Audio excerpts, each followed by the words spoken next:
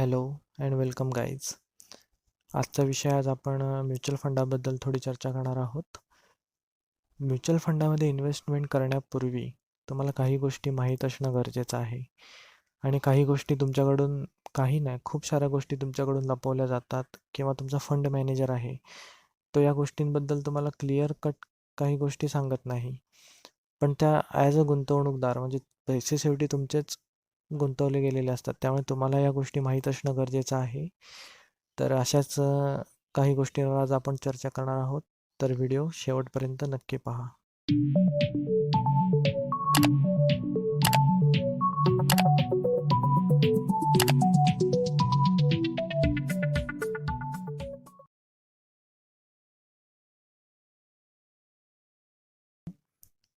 Mutual फंडमधली गुंतवणुकीमध्ये नेहमी फायदाच होतो असं काही नाही आणि निगेटिव्ह रिटर्न्स देणाऱ्या फंडांचं प्रमाणसुद्धा खूप आहे.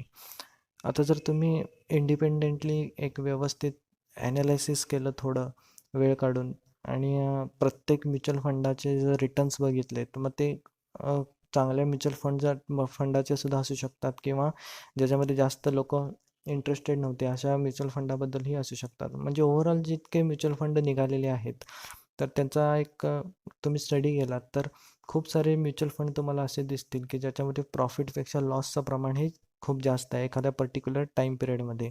म्हणजे इयरली जर रिटर्न्स बघितले किंवा 3 इयरली रिटर्न्स बघितले तर तुम्हाला ते दिसून येतात की अशा म्युच्युअल फंडामध्ये प्रॉफिटपेक्षा लॉसचं प्रमाण हे जास्त आहे.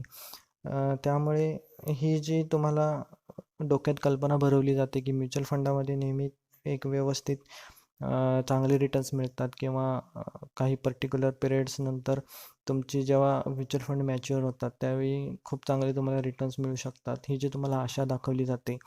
तर मित्रांनो, ही सत्य परिस्थिती नाही आहे. तुम्ही स्वतः ॲनालिसिस करा, थोडं डेटा ॲनालाइज करा आणि तुम्ही स्वतः निष्कर्ष त्याचा काढू शकता की खूप सारे म्युच्युअल फंड असे असतात की जे अंडर परफॉर्मन्स देत असतात नेहमी आणि तुम्ही स्वतः त्याचा स्टडी करून पहा. आणि इथे मला तुम्हाला अजून एक गोष्ट महत्त्वाची सांगावीशी वाटते. जर तुम्ही ॲक्टिवली म्युच्युअल फंडामध्ये जर इन्व्हेस्टमेंट केली असेल तर असं दिसून येतं की त्यांचे चार्जेस जे असतात फंड मॅनेजमेंट करण्याचे ते सुद्धा जास्त असतात आणि त्यांचे रिटर्न्स हे थोडेफार कमी असतात. आणि जर तुम्ही पॅसिवली जर एखाद्या म्युच्युअल फंडामध्ये इन्व्हेस्टमेंट केली असेल ज्यांची इन्व्हेस्टमेंट पॅसिव्ह आहे तर त्यांची फीजसुद्धा थोडी कमी असते आणि मिळणारे जे रिटर्न्स आहेत तर त्याचं प्रमाणसुद्धा थोडं जास्त दिसून येतं. त्यामुळे कोणत्याही म्युच्युअल फंडामध्ये इन्व्हेस्टमेंट करण्यापूर्वी काही मिथ आहेत, काही गोष्टी तुमच्या डोक्यात भरवल्या जातील तर बी अवेअर ऑफ दॅट. थोडा स्वतः इंडिपेंडंट त्याचा सर्वे करा आणि ही गोष्ट नेहमी लक्षात ठेवा की म्युच्युअल फंडामधली गुंतवणुकीमध्ये नेहमीच फायदा होतो असं काही नाही आहे.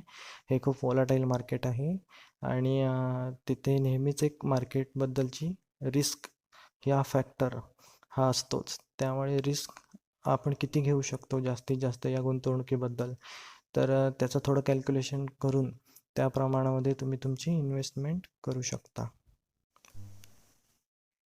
Next is arbitrage mutual fund आणि ETF या गुंतवणुकीचा सुद्धा विचार करा. आता आर्बिट्राज म्युच्युअल फंडाबद्दल थोडा तुम्ही रिसर्च केलात इंटरनेटवर वगैरे तर तुम्हाला एक त्याच्यामागे विशिष्ट प्रक्रिया दिसून येईल. कॅश मार्केटमध्ये बाईंग केली जाते आणि फ्युचर्स मार्केटमध्ये जो एक डेरिव्हेटिव्ह आहे कॅश मार्केटचा तिथं सेलिंग केली जाते आणि त्या दोघांमधला जो फरक असतो तो एक्सपायरीपर्यंत नेला जातो आणि तिथे मग प्रॉफिट बुकिंग केलं जातं. आणि तुम्हाला सर्वे जर केलात तुम्ही याचा तर तुम्हाला असं दिसून येईल की आर्बिट्राज म्युच्युअल फंड हे खूप सेफ आहेत कारण तिथं जी प्रक्रिया अवलंबली जाते तिथे निगेटिव्ह रिटर्न्स मिळण्याचं प्रमाण हे अत्यंत निग्लिजिबल आहे. त्यामुळे जर अशा म्युच्युअल फंडामध्ये तुम्हाला इन्व्हेस्टमेंट करण्याची संधी मिळाली तर त्याचा तुम्ही जरूर लाभ घ्या. परंतु इथे मला एक तुम्हाला महत्त्वाची गोष्ट सांगावीशी वाटेल, जर आर्बिट्राज म्युच्युअल फंडाचे रिटर्न्स हे जर तुमच्या बँकेच्या रिटर्न्सपेक्षा कमी असतील तर अशावेळी बँकेमध्येच इन्व्हेस्टमेंट केलेली बरी राहील कारण बँकेच्या इन्व्हेस्टमेंटला तुम्हाला सिक्युरिटी असते. आणि दुसरी एक महत्त्वाची गोष्ट इथे बघण्याची असते ती म्हणजे जर समजा आर्बिट्राज म्युच्युअल फंडमध्ये लिक्विडिटीचं प्रमाण कमी असेल तर अशा म्युच्युअल फंडापासून लांब राहिलेलं बरं. कारण लिक्विडिटी नसेल तर मग तुम्हाला इन्व्हेस्टमेंट करताना सुद्धा आणि इन्व्हेस्टमेंट काढून घेताना सुद्धा थोडा त्रास होऊ शकतो.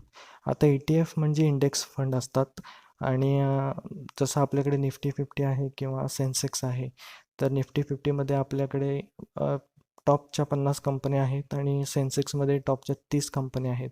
तर त्या इंडेक्सनुसार त्यांचं त्या कंपनीचं काय वेटेज आहे त्यानुसार इन्व्हेस्टमेंट केली जाते. आणि एका पाहणीनुसार असं दिसून येतं की ETF चे जे रिटर्न्स आहेत ते इतर म्युच्युअल फंडापेक्षा जास्त दिसून येतात. म्हणजे जे ॲक्टिवली मॅनेज केलेले म्युच्युअल फंड आहेत त्यांचे रिटर्न्स जर कम्पेअर केले तुम्ही पॅसिवली मॅनेज फंडापेक्षा किंवा ETF फंडापेक्षा, तर त्यांचं जे रिटर्न्स मिळण्याचं प्रमाण आहे ते त्यामध्ये ETF फंडाचे रिटर्न्स जे आहेत ते जास्त दिसून येतात. त्यामुळे तुम्ही ETF फंडाचा सुद्धा जरूर विचार करा.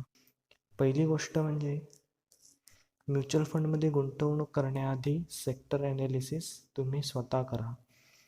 याचा अर्थ असा की ज्यावेळी आपल्या देशाची प्रगती होत असते, आपल्या देशाचा GDP जेव्हा वाढत असतो किंवा कमी होत असतो, तर त्यामागे काही सेक्टर्स राहत असतो. सेक्टर्स म्हणजे उदाहरणार्थ एज्युकेशनल असेल सेक्टर, हेल्थकेअर सेक्टर आहे, त्यानंतर एनर्जी सेक्टर आहे, अशी खूप सेक्टर्स असतात. ॲग्रिकल्चर सेक्टर आहे, पॉवर सेक्टर आहे.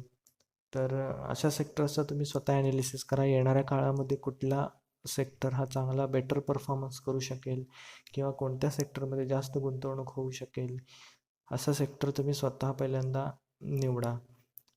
आणि ही माहिती तुम्हाला बऱ्याचशा न्यूजपेपरमध्ये, आर्टिकल्समध्ये किंवा टी व्हीमध्ये बिझनेस रिलेटेड एखादे टॉपिक्स असतील त्यामध्ये दिसत राहील किंवा ग्लोबली एक सेंटिमेंट असतात काही वेळा, तर तिकडे लक्ष ठेवा. जसं 2008च्या क्रॅशमध्ये सुद्धा IT सेक्टर जो होता त्यांनी खूप चांगला परफॉर्मन्स करून खूप चांगले रिटर्न्स दिले होते. तर असे काही सेक्टर आयडेंटिफाय करणं गरजेचं आहे आणि त्याचा अभ्यास तुम्ही स्वतःच करा. नेक्स्ट थिंग आहे ती म्हणजे नेहमी प्रॉफिट बुकिंग करत राहा. आता म्युच्युअल फंडामध्ये ज्यावेळी एखादा गुंतवणूकदार करत असतो त्यावेळी त्याला नेहमी असं सांगितलं जातं की ही लाईफ टाईम इन्व्हेस्टमेंट आहे किंवा SIP जी आहे, सिस्टमॅटिक इन्व्हेस्टमेंट प्लॅन, हा कधी खंडित करू नका. हा आज तुम्ही सतत गुंतवणूक करत राहिलात तर तुम्हाला 20 वर्षानंतर अमुक अमुक इतके रिटर्न्स मिळतील. पण सत्य परिस्थिती मित्रांनो तशी नाही आहे. हे खूप वॉलाटाईल मार्केट असतं. इथे गुंतवणूक ही फार रिस्की असते. नेहमी तुम्हाला एक गुंतवणुकीबद्दल तुमचा एक स्वतः आढावा घेत राहा. मग तो पिरियॉडिकली असेल, एखाद्या महिन्याने बघत राहा की आपली गुंतवणूक किती वाढते का किंवा कमी होते का. आणि जर तिथे काही धोका दिसत असेल गुंतवणुकीत तर नेहमी प्रॉफिट करत राहा. कारण तुमचा जो फंड मॅनेजर आहे म्युच्युअल फंडाचा, तो कधीही तुम्हाला सांगणार नाही की तुम्ही प्रॉफिट बुक करत राहा. तो नेहमी तुम्हाला इन्व्हेस्टमेंटबद्दलच सांगत राहील. कारण त्यांचे स्वतःचे काही फायनान्शियल इंटरेस्ट आपल्याला त्यामागे दिसून येतात. पुढची इम्पॉर्टंट गोष्ट म्हणजे जर लाईफ टाईमसाठी जर तुम्ही इन्व्हेस्टमेंट करणार असाल एखाद्या कंपनीमध्ये, तर कॅश मार्केटमध्ये होल्डिंग असणं हे कधीही उत्तम. याचा अर्थ असा की जर तुम्ही म्युच्युअल फंडाच्या माध्यमातून एखाद्या काही पर्टिक्युलर कंपनीमध्ये तुमची इन्व्हेस्टमेंट असेल, तर त्या म्युच्युअल फंडाच्या माध्यमातून इन्व्हेस्टमेंट करण्यापेक्षा माझं तर तुम्हाला असं सजेशन राहील की तुम्ही एखादं डीमॅट अकाउंट ओपन करा आणि त्या पर्टिक्युलर कंपनीचे शेअर्स तुम्ही तुमच्या डीमॅट अकाउंटमध्ये जतन करून ठेवा. तुमची जितका टाईम ऑफ हॉरायझन असेल इन्व्हेस्टमेंटचा, तर तोपर्यंत ते तुमच्याकडे होल्ड असू दे. कारण मित्रांनो होतं कसं, ज्यावेळी तुम्ही म्युच्युअल फंडाचं गुंतवणूक करायला जाता आणि ते डिव्हिडंड डिस्ट्रीब्युशनची जेव्हा वेळ येते, कारण जो लाभांश तुम्हाला कंपन्या देत असतात, तर तो जो लाभांश असतो तो या म्युच्युअल कंपन्या असतात म्युच्युअल फंडच्या, त्यांच्या मनावर असतं. मग ते तुम्हाला डिव्हिडंड देतील की नाही किंवा किती प्रमाणात द्यायचा, हे सगळं त्यांच्यावर डिपेंड असतं. परंतु तुमच्याकडे जर कॅश मार्केटमध्ये त्याची होल्डिंग असेल तर डायरेक्टली तुमच्या डीमॅट अकाउंटमध्ये तो लाभांश जमा होतो असतो. त्यामुळे जर तुमची लाईफ टाईम इन्व्हेस्टमेंट जर तुमचा करण्याचा प्लॅन असेल, तर हे माझं सजेशन राहील की तुम्ही कॅशमध्ये होल्डिंग करा आणि कॅश मार्केटमध्ये जर होल्डिंग असेल आणि जर तुम्हाला नेहमी चांगला डिव्हिडंड मिळत असेल तर तो एक शुभ संकेतसुद्धा मानला जातो त्या कंपनीबद्दल, की ही कंपनी फायनान्शियली खूप स्ट्रॉंग आहे, यांची येणाऱ्या काळामध्ये ग्रोथ ही खूप चांगली आहे आणि कंपनीने खुश होऊन तुम्हाला लाभांश ज्याला. आता ही गोष्ट आहे महत्त्वाची जी तुम्हाला मोस्टली कुठलाही फंड मॅनेजर सांगणार नाही किंवा सर्वसामान्यपणे कुठेही तुम्हाला ऐकायलाही मिळत नाही. परंतु तुम्ही जी इन्व्हेस्टमेंट केलेली आहे त्याला एक तुम्ही स्ट्रिक्ट स्टॉप लॉस ठेवत जा आणि स्टॉप लॉस हिट झाल्यानंतर त्या इन्व्हेस्टमेंटमधून बाहेर पडा आणि पुन्हा योग्य संधी जोपर्यंत मिळत नाही तोपर्यंत त्याची इन्व्हेस्टमेंट टाळा. तर याचा अर्थ असा की किंवा ह्याच्या मागचं कारण एक असं आहे की हे खूप वॉलाटाईल मार्केट आहे जसं मी आत्ता सांगितलं आणि या वॉलाटाईल मार्केटमध्ये तुम्ही एक स्ट्रिक्ट स्टॉप लॉस ठेवत जा. जर समजा तो स्टॉप लॉस तुमच्या प्रॉफिटमध्येही तुम्हाला ठेवता येतो आणि तुमच्या लॉस साईडलाही ठेवता येतो. जर तुम्ही आत्ता एक एक्झाम्पल द्यायचं म्हटलं तर 20% जर तुम्ही प्रॉफिटमध्ये असाल तर तुमचा एक स्टॉप लॉस 11-12% असू द्या. जर तो स्टॉप लॉस हिट झाला तर तुम्ही तितकं प्रॉफिट घेऊन त्या मार्केटमधून बाहेर पडाल आणि जर तो तुमचा स्टॉप लॉस जर समजा लॉसमध्ये असेल, जर समजा -10%च्या आसपास जर तुमचा स्टॉप लॉस असेल आणि तो त्यावेळी हिट झाला तर तितकं लॉस घेऊन तुम्ही त्यातून बाहेर पडा आणि जोपर्यंत योग्य गुंतवणुकीची परत संधी येत नाही तोपर्यंत त्या पर्टिक्युलर असेटमध्ये गुंतवणूक करण्याचं टाळा.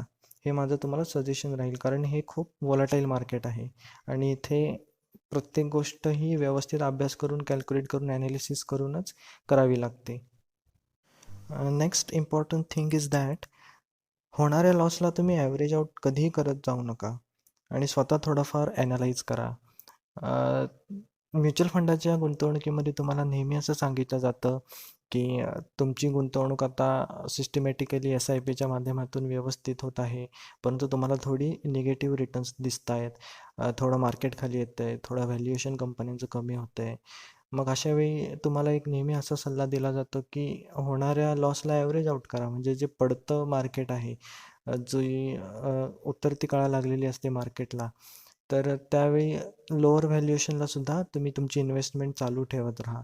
म्हणजे काय होतं की जो लॉस आहे तुमचा तो तुमचा ॲव्हरेज आउट होत राहील. पण मित्रांनो असं करत जाऊ नका कारण खूप साऱ्या कंपन्या अशा आहेत ज्या त्यांच्या पीकपासून ज्या खाली गेल्या, ज्या डबघाईला गेल्या आणि त्या पुन्हा कधीही वर आल्या नाहीत आणि मग अशा कंपन्यांमध्ये जेव्हा इन्व्हेस्टमेंट असते म्युच्युअल फंडाच्या माध्यमातून आणि जर ती समजा पॅसिव्ह इन्व्हेस्टमेंट असेल म्युच्युअल फंडांची तर मग अशा वेळी त्यातून बाहेर पडणं खूप मुश्किल होतं आणि विनाकारण तुमची पूर्ण इन्व्हेस्टमेंट जी असते ती वाया जाते किंवा तुमचा पोर्टफोलिओ इतका निगेटिव्ह -40% -50%च्या आसपास खाली येतो आणि पुन्हा एकदा त्यातून वर जाण्याचा किंवा तो लॉस रिकवर करण्याचे चान्सेस जे असतात ते खूप कमी असतात आणि तुम्हाला हा नेहमी सल्ला दिला जातो की ॲव्हरेज आउट करा लॉसला. परंतु मित्रांनो माझं तुम्हाला पुन्हा एकदा एक व्यवस्थित तुम्ही अभ्यास करा आणि ॲनालिसिस करा. एक सल्ला राहील तुम्हाला की होणाऱ्या लॉसला तुम्ही ॲव्हरेज आउट करू नका. जसं मी मगाचच्या पॉईंटमध्ये सांगितलं एखाद्या एक स्ट्रिक्ट स्टॉप लॉस ठेवा, परंतु जर स्टॉप लॉस नसेल तर होणाऱ्या लॉसला ॲव्हरेज आउट करू नका. व्यवस्थित ॲनालिसिस करा, एखादा फायनान्शियल ॲडवायझरचा सल्ला घ्या आणि त्या गुंतवणुकीतून बाहेर पडलेलं कधीही उत्तम. हां, पुन्हा एकदा चांगली जर संधी मिळाली, काही ग्रोथ दिसली तर मग त्यावेळी तिथे इन्व्हेस्टमेंटचा विचार तुम्ही करू शकता. नेक्स्ट पॉईंट आहे हाय व्हॅल्युएशन स्टॉकमध्ये गुंतवणूक असलेले फंड टाळा आणि नेहमी फेअर व्हॅल्यू असतानाच गुंतवणूक करा. तर आता ह्याचा अर्थ काय? तर नेहमी जेव्हा गुंतवणूक आपल्याला करायची असते तर त्यावेळी कुठल्याही मार्केटचं किंवा जो पर्टिक्युलर असेट असतो ज्यामध्ये तुम्हाला गुंतवणूक करायची आहे तर त्याचं व्हॅल्युएशन तपासून घेणं ही खूप महत्त्वाची गोष्ट आहे. इन्व्हेस्टमेंट करण्यापूर्वी त्याचा पर्टिक्युलर टाईम पिरियड असतो म्हणजे हायर व्हॅल्युएशनला आहे का? जर हायर व्हॅल्युएशनचा टाईम पिरियड चालू असेल तर त्यावेळी गुंतवणूक ही कधीही टाळलेली बरी असते आणि ज्यावेळी फेअर व्हॅल्युएशन ज्या स्टॉकचं असतं तर त्यावेळी किंवा जो पर्टिक्युलर असेट ज्याच्यामध्ये तुम्ही गुंतवणूक करणार आहात, इथे आपण स्टॉकबद्दलच बोलत आहोत. जर स्टॉकची जर फेअर व्हॅल्यू जर असेल तर त्याचवेळी ती गुंतवणूक असलेली कधीही चांगली. आणि अजून एक माझा तुम्हाला असा सल्ला राहील की जर समजा एखाद्या स्टॉक जर असेल, एखाद्या कंपनीच्या शेअर्सची व्हॅल्यू ही जर समजा त्याच्या फेअर व्हॅल्यूपेक्षाही खाली असेल, कमी असेल, तर अशाही स्टॉक्समध्ये गुंतवणूक असलेली जर म्युच्युअल फंड असतील तर तिथे गुंतवणूक टाळा. कारण काही मार्केट सेंटिमेंट असतात, काही इनसाईड स्टोरीज असतात ज्यामुळे त्या कंपन्यांमध्ये गुंतवणूक येत नसते. त्यामुळे नेहमी जर फेअर व्हॅल्यूच्या आसपास जर तुम्हाला एंट्री पॉईंट मिळाला, तिथे जर तुम्हाला संधी मिळाली गुंतवणूक करण्याची, तर मग अवश्य तुम्ही तिथे त्या संधीचा लाभ उठवू शकता. आता जर समजा तुम्ही हायर व्हॅल्युएशनला एखाद्या पर्टिक्युलर असेट्समध्ये जर गुंतवणूक केली, तर त्याचा निष्कर्ष किंवा पुढे होणारा परिणाम हा असू शकतो की कुठल्याही हायर व्हॅल्युएशनचा स्टॉक असेल किंवा कोणत्याही हायर व्हॅल्युएशनची असेट्स असतात, मग ते गोल्ड असू दे किंवा पर्टिक्युलर स्टॉक असू दे किंवा एखादी कमोडिटी असू दे, तिथे जेव्हा इन्व्हेस्टमेंट होते तेव्हा ती त्याच्या फेअर व्हॅल्यूला नक्कीच येत असते. आणि जर चुकून तुम्ही त्याच एंट्री पॉईंटला जर समजा गुंतवणूक तुमची झाली असेल, तर तुम्ही गुंतवणूक केल्या तुम्हाला निगेटिव्ह रिटर्न्स दिसायला सुरुवात होते. त्यामुळे एक पर्टिक्युलर टाईम पिरियडसाठी तुम्ही तिथे थांबलेलं बरं. तो जेव्हा पर्टिक्युलर अंडरलाईंग ॲसेट असतो, तर तो ॲसेट जोपर्यंत त्याच्या फेअर व्हॅल्यूपर्यंत येत नाही तोपर्यंत गुंतवणूक ही टाळलेलीच बरी. आणि यासाठी तुम्ही तुमच्या फायनान्शियल ॲडवायझरचा सल्ला घेऊ शकता. जर तुम्हाला फेअर व्हॅल्यू काढायची असेल एखाद्या स्टॉकची किंवा एखाद्या कंपनीची किंवा एखाद्या अंडरलाईंग ॲसेटची, तर खूप साऱ्या वेबसाईट्स आहेत किंवा खूप साऱ्या आर्टिकल्स त्याच्याशी रिलेटेड आहेत. थोडा स्वतःचा ॲनालिसिस करा. नेक्स्ट थिंग इज दॅट पूर्णपणे फंड मॅनेजरवर अवलंबून राहू नका आणि नेहमी एका चांगल्या फायनान्शियल ॲडवायझरचा सल्ला घेत राहा. आता ज्यावेळी तुम्ही म्युच्युअल फंडामध्ये इन्व्हेस्टमेंट करायला जाता, त्यावेळी तुम्ही डायरेक्टली फंड मॅनेजरकडे कुठल्याही जाऊ नका. कारण तिथे काय होतं की तुम्हाला तिथे खूप साऱ्या स्कीम दाखवल्या जातात किंवा खूप साऱ्या त्यांच्याकडे ऑप्शन्स असतात गुंतवणुकीचे. आणि त्यांचेसुद्धा पर्टिक्युलर एक टार्गेट असतात की अमुक टाईम पिरियडमध्ये एका पर्टिक्युलर टाईम पिरियडमध्ये त्यांना तितके टार्गेट्स त्यांची कंप्लीट करायचे असतात. मग त्यांच्याकडे असे खूप साऱ्या स्कीम असतात की ज्याच्यामध्ये इन्व्हेस्टमेंट येत नाही. मग अशा जे इन्व्हेस्टमेंटच्या स्कीम्स असतात की ज्याच्यामध्ये कोणी इंटरेस्टेड नाही आहे इन्व्हेस्टमेंट करण्यासाठी, तर मग अशा स्कीम्स तुमच्या गाळ्यात मारल्या जातात आणि तुम्हाला तिथे तुमचं नॉलेज नाही ही गोष्ट जर त्यांना समजली, तर मग त्याचा फायदा उठवला जातो आणि त्यांची स्वतःची जी टार्गेट्स असतात ती कंप्लीट केली जातात. आणि नेहमी तुम्हाला एक सतत त्याच्यामध्ये गुंतवणूक करण्यासाठी एक सिस्टमॅटिक इन्व्हेस्टमेंट प्लॅन दिला जातो आणि ती नेहमी गुंतवणूक सतत चालू ठेवा असाच सल्ला देत असतात. जरी तुम्हाला पोर्टफोलिओमध्ये निगेटिव्ह रिटर्न्स दिसू लागले तरीसुद्धा, कारण महिन्याच्या महिन्याला त्यांना तुमच्या काही SIPमधून पैसे कट होतात आणि ते त्यांना मिळत असतात. त्यामुळे त्यांचे स्वतःचे फायनान्शियल काही इंटरेस्ट दिसून येतात. त्यामुळे कुठल्याही असेट मॅनेजमेंट कंपनी जी असेल म्युच्युअल फंडाची, त्यांच्या मॅनेजरकडे जाण्यापूर्वी, तिथे गुंतवणूक करण्यापूर्वी तुम्ही आधी तुमच्या स्वतःच्या एखाद्या इंडिपेंडंट फायनान्शियल ॲडवायझरचा सल्ला घ्या आणि त्याच्या सल्ल्यानुसारच एखाद्या चांगल्या स्कीममध्ये इन्व्हेस्टमेंट करा. नाव last thing in the list is that कोणत्याही देशाच्या शेअर मार्केटमध्ये म्युच्युअल फंडच्या माध्यमातून तुम्हाला गुंतवणूक करता येते, परंतु गुंतवणूक करण्याआधी ॲनालिसिस करावे. तुम्हाला कुठल्याही देशाच्या जर स्टॉक मार्केटमध्ये इन्व्हेस्टमेंट करायची असेल, तर असा पर्याय आपल्या देशामध्ये उपलब्ध आहे. त्यांच्या देशाच्या म्युच्युअल फंडामध्ये सुद्धा तुम्हाला इन्व्हेस्टमेंट करता येते, परंतु अशी इन्व्हेस्टमेंट करण्यापूर्वी काही गोष्टी लक्षात घ्याव्या लागतील. करन्सी कन्व्हर्जन आहे, त्याच्यामध्ये तुम्हाला थोडी जास्त फी द्यावी लागते. तिथे तुमचा प्रॉफिटमध्ये थोडं कमी जास्त होऊ शकतं. त्यामुळे करन्सी कन्व्हर्जन जो फॅक्टर आहे त्याकडे लक्ष देणं गरजेचं आहे. आणि दुसरी गोष्ट अशी की ज्या डेव्हलपिंग कंट्रीज आहेत तिथे जर तुम्ही योग्य वेळी योग्य गुंतवणूक केली, तर तिथे मिळणारं रिटर्न्स आहे ते तुम्हाला चांगल्या प्रकारे मिळू शकतात.